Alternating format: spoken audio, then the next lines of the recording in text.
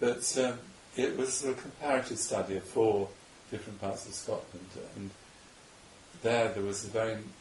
I was trying to look at the way that the economy related to the family, and we started with a rather simple sort of Marxist idea that the form of the fishing created the form of the family, and so that idea developed in the Shetlands, where we discovered that there was a relatively egalitarian family in gender terms, by Scottish standards anyway, and also a remarkable way of bringing up children by Scottish standards, and they didn't believe in physical punishment at all.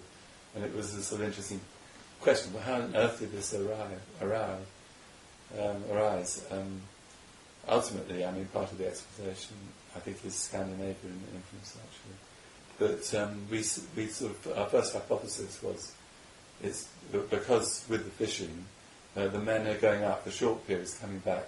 When they're on the boats, they learn to cook and clean and so on, so they become domestically skilled. The women are temporarily in charge of the farms, the crops, while the men are fishing, and so they learn those kind of work skills. And so they're kind of dual-skilled households. And what we later discovered was that in some other parts of Scotland there were, well, the West in particular, they had a similar kind of inshore fishing, but not so successful, I should say. They had a sort of patriarchal type of families, so it didn't really work.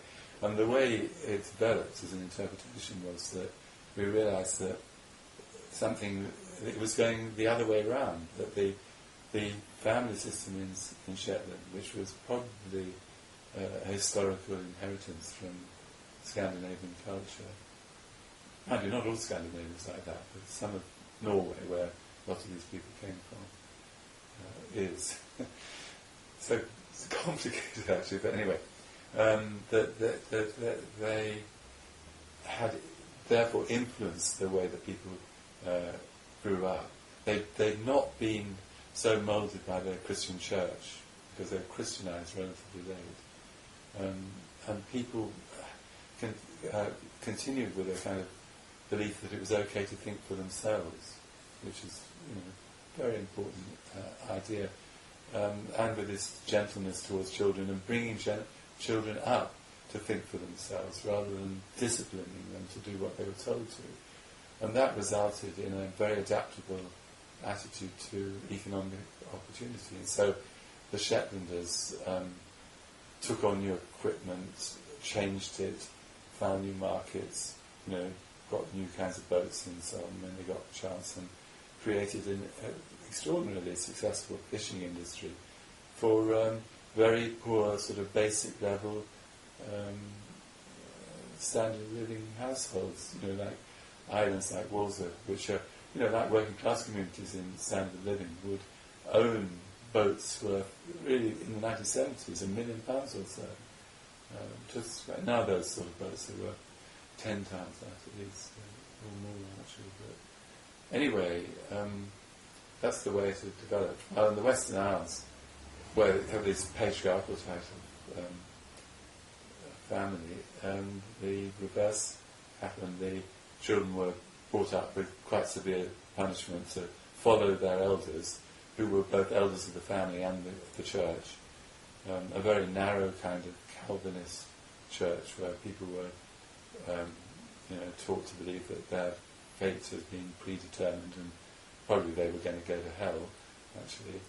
And total disapproval of sexuality and drinking and all those kind of pleasures of life. And the fishing there kept sort of dying out and needed to be revived by the government and so on. And then I found the northeast was more like Shetland, much more independence of thinking, particularly religion.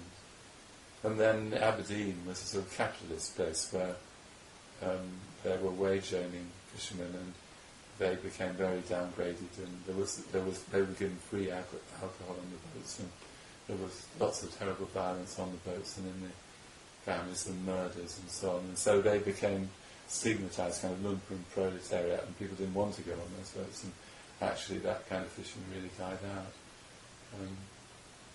So anyway, that changed my kind of theoretical understanding. And I mean, we started with a sort of Gramscian approach, but I think we sort of turned it around on its head in the end.